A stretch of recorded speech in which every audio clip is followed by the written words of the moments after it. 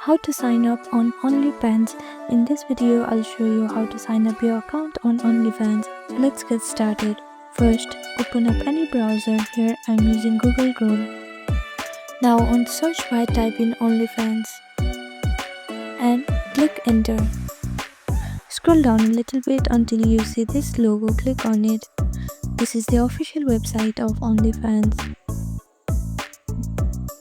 Now to sign up to your account, click on this home button. You will be loaded to this login page. If you have already made an account and want to log in to it, simply type in your credentials on this field and tap on login.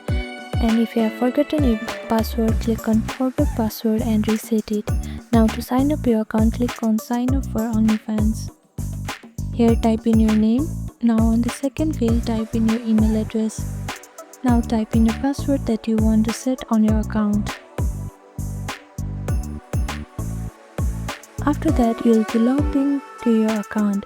So this is how you can sign up your account on OnlyFans. Thank you for watching this video. Please do not forget to like, share and subscribe to our channel and comment down below if you have any other queries. Thank you.